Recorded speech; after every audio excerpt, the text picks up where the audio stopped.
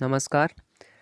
स्वागत आप सभी का सर्व शिक्षा यूट्यूब चैनल पर। और साथियों, अपनी जो रामबाण प्रश्नोत्तरी चल रही थी उसका भाग 3 मैं आपके सामने लेकर आया हूं। तो चलिएगा, आज की श्रृंखला की हम शुरुआत करते हैं। बड़े आनंद के साथ वीडियो को लास्ट तक देखिएगा। तो चलिएगा, आज का पहला प्रश्न है साथियों, संस्कृत भाषा में यत्न कितने प्रकार के होते हैं? ऑप्शन नंबर पहला है 1, 2, 3 या फिर 4 प्रकार के। तो इसका सही आंसर कौन सा हो जाएगा? Option number B. ठीक है, 2 प्रकार के होते हैं। पहला होता है आभ्यंतर प्रयत्न, आभ्यंतर यत्न, या इसको हम प्रयत्न भी कह सकते हैं। और दूसरा होता है बाह्य प्रयत्न। ठीक है, बाह्य प्रयत्न।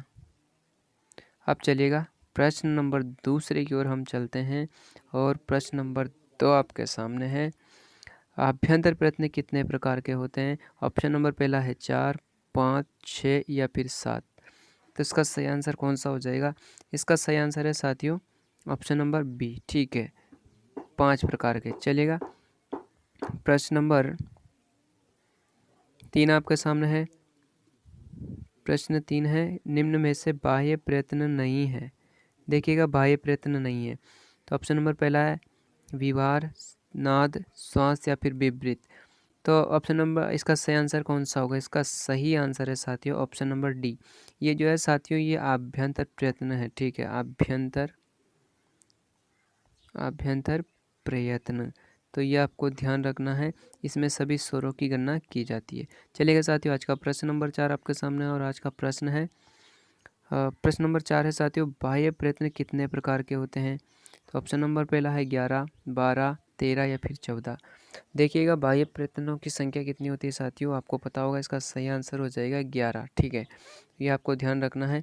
कौन कौन सा होते हैं यह मैं आपको बताता हूँ। चलिएगा, पहला होता है, चलिए, उदात्त, अनुदात्त,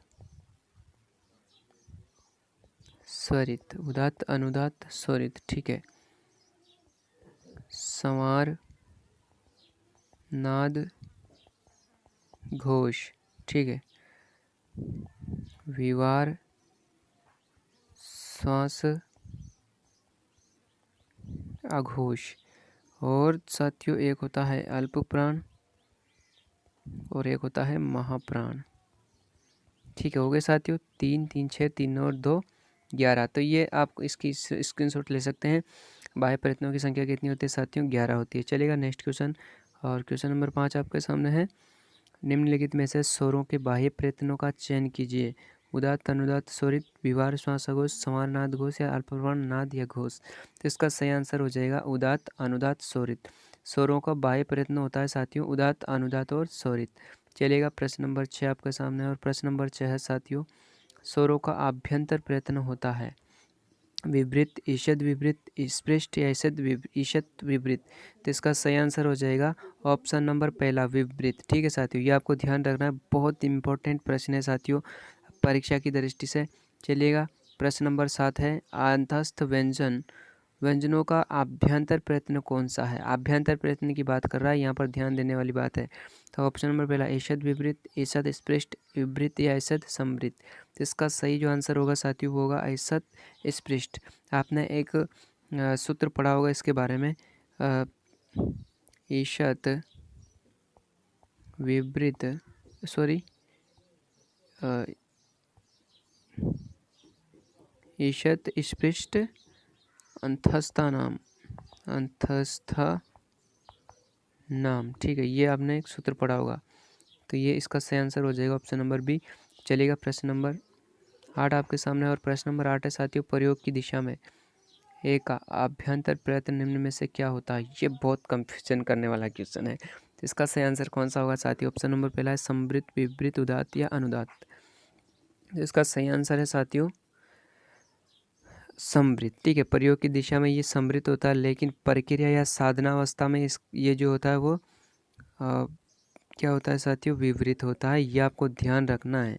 चलेगा, प्रश्न नंबर 9 आपके सामने है। और प्रश्न नंबर 9 है साथियों, स्पर्श व्यंजनों का आभ्यंतर प्रयत्न क्या होता है? स्पर्श का स्पृष्ट, विवृत, समृत या ईषद स्पृष्ट। तो आपको पता होगा सबसे पहले ईषद, ये अंतस्थ व्यंजनों का होता है। ठीक है, अंतस्थों का। संवृत्त जो होता है ये अ होता है, विपरीत स्वरों का अभ्यंतर प्रयत्न होता है, और स्पृष्ट जो होता है ये स्पर्श व्यंजनों का होता है। ये आपको ध्यान रखना है, ठीक है। तो इसका ऑप्शन नंबर पहला सही हो जाएगा। चलिएगा साथियों, प्रश्न नंबर 10 आपके सामने है, और प्रश्न नंबर 10 है साथियों, ख का बाह्य प्रयत्न निम्नलिखित में से कौन सा है। ख का बाह्य प्रयत्न की बात पूछ रहा है। तो ऑप्शन नंबर पहला विवार श्वास अघोष, समारनाद घोष, विवार श्वास अल्पप्राण और समारनाद महाप्राण। तो आपने एक ये पढ़ा होगा साथियों सूत्र की एक सूत्र है इसका साथियों, खरो विवारा श्वासा अघोषा, ठीक है। ये सूत्र आपने पढ़ा होगा, यानी कि खरो विवारा श्वासा अघोषा, यानी कि जो खर प्रत्याहार के अंतर्गत आते हैं उनका बाह्य प्रयत्न विवार श्वास और आघोष होता है। तो ख जो है वो खर प्रत्याहार के अंतर्गत आता है। तो इसका सही आंसर कौन सा हो जाएगा।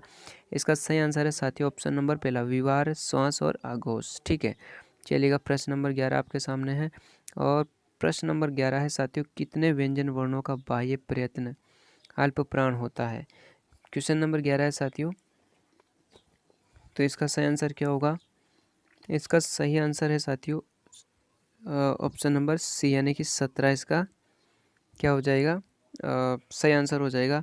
कितने व्यंजन वर्णों, अल्प प्राण आपको पता होगा, पहला, तीसरा, पांचवा प्लस यण, ठीक है।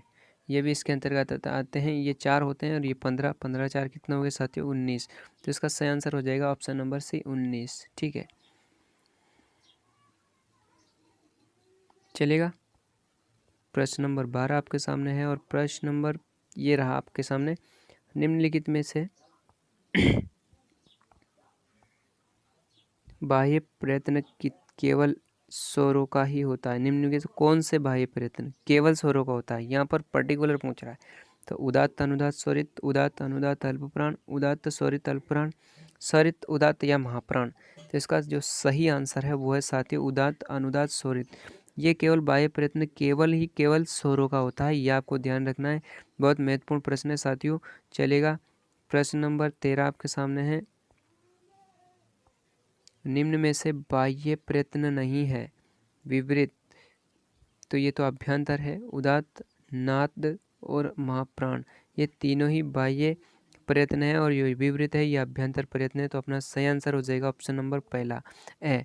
चलिएगा प्रश्न नंबर 14 आपके सामने है साथियों, अनुदात्त अक्षर के लिए वैदिक ग्रंथों में किस चिन्ह का प्रयोग किया जाता है। तो आड़ी, बिल्कुल इसका सही आंसर हो जाएगा आड़ी। तिरछी, खड़ी, तो देखिए साथियों अनुदात के लिए तो साथियों आड़ी रेखा का प्रयोग किया जाता है ना, और उदात के लिए जो है पड़ी खड़ी, ये उदात के लिए किसी भी चिन्ह का प्रयोग नहीं किया जाता, और तो जो खड़ी रेखा का प्रयोग किया जाता है वो स्वरित के लिए किया जाता है, ये आपको ध्यान रखना है।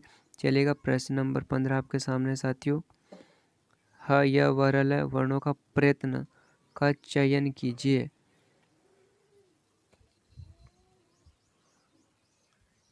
तो इसका सही आंसर कौन सा होगा। ऑप्शन नंबर पहला है संवार नाद महाप्राण, संवार नाद अघोष, विवार श्वास घोष, अल्पप्राण महाप्राण या फिर घोष।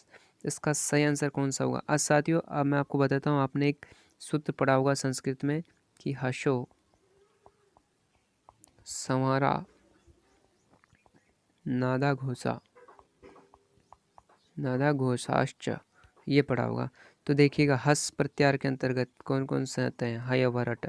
तो इसका जो सही आंसर होगा वो संवार नाद और घोष, ये रहा ऑप्शन नंबर बी, इसका सही आंसर हो जाएगा साथियों। चलिएगा प्रश्न नंबर 16 है साथियों, ईसत स्पृष्ट डॉट डॉट डॉट डॉट क्या आएगा। बहुत इंपॉर्टेंट प्रश्न ये है। ऑप्शन नंबर पहला अंतस्थानाम, उष्माणाम, स्वराणाम या स्पर्शानाम। तो इसका सही आंसर हो जाएगा अंतस्थानाम, ठीक है। उष्माणाम, ये शल उष्माणाम आता है, शल उष्माणाम होगा। स्वराणाम विवृत स्वराणाम होता है, विवृत, और स्पर्शनाम स्पृष्ट स्पर्शनाम, इस प्रकार से इनका है साथियों। चलेगा प्रश्न नंबर 17 है साथियों। प्रश्न नंबर 17, निम्नलिखित में से किन वर्णों का बाह्य प्रयत्न विवार, श्वास, आघोष होता है? ठीक है, विवार, श्वास और आघोष होता है। तो आपको पता होगा, मैंने पहले भी बताया था, जो खर प्रत्याहार के अंतर्गत आते हैं उनका बाह्य प्रयत्न क्या होता है साथियों?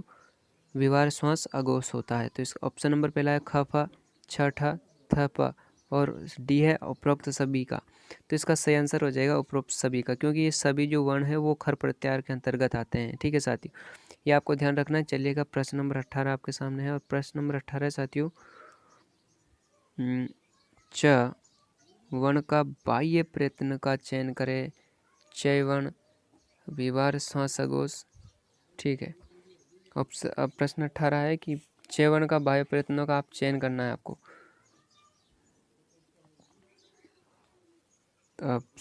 विवार, श्वास, आघोष और अल्पप्राण, संवार, नाद, घोष, अल्पप्राण, और डी ऑप्शन है संवार, नाद, घोष, महा, ये प्राण है साथियों। तो इसका सही आंसर क्या होगा? देखिएगा, चे अल्पप्राण है, इस प्रकार से आप इसको पकड़ना है, चे अल्पप्राण है, तो ये तो सही हो जाएगा। या महाप्राण, ये गलत हो जाएगा। और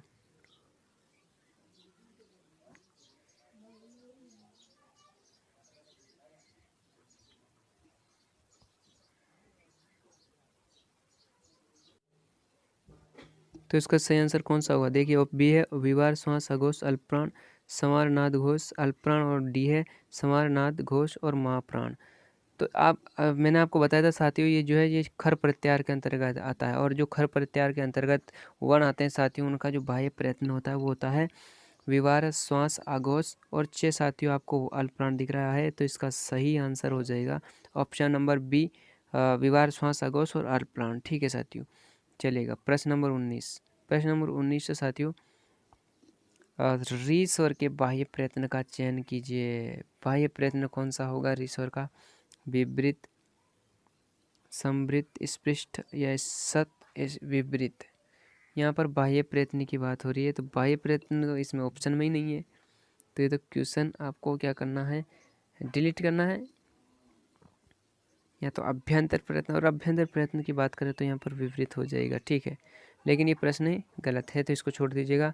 चलेगा, प्रश्न नंबर 20 आपका सामने है, और प्रश्न नंबर 20 है साथियों, किसी भी व्यंजन वर्ण का कितना बाह्य प्रयत्न होता है? 1, 2, 3 या फिर 4? तो देखिएगा, इसका सही आंसर है 4। ठीक है, कौन कौन से होते हैं? व्यंजन वर्ण की यहाँ पर बात हो रही है, तो या तो हो जाएगा संवार, नाद, घोष और अल्पप्राण। यदि अल्पप्राण नहीं होगा तो क्या हो जाएगा? महाप्राण हो जाएगा, ये आपको ध्यान रखना है। या तो विवार, श्वास, आघोष हो जाएगा, या संवार, नाद, घोष, अल्पप्राण, या विवार, श्वास, आघोष, अल्पप्राण, दोनों में से एक होता है। तो प्रत्येक, ये आपको ध्यान रखना, किसी भी व्यंजन वर्ण का जो है बाह्य प्रयत्न होता है वो हमेशा 4 ही होगा। तो चलेगा साथियों, अगर आपको ये सेशन पसंद आया है तो मेरे चैनल को लाइक अवश्य कीजिएगा, शेयर कीजिएगा और सब्सक्राइब करना ना भूलें, और बेल आइकन को प्रेस जरूर कर लीजिएगा, ताकि आने वाली अपडेट आप तक जल्दी से जल्दी पहुंच सके। और कमेंट बॉक्स के माध्यम से ये जरूर बता के जाना कि आपके इस सेशन में कितने प्रश्न सही हुए हैं, ताकि मैं भी जान सकूं कि आपकी तैयारी जो है कितनी अच्छी है। तो चलेगा साथियों, आज के लिए इतना ही, धन्यवाद।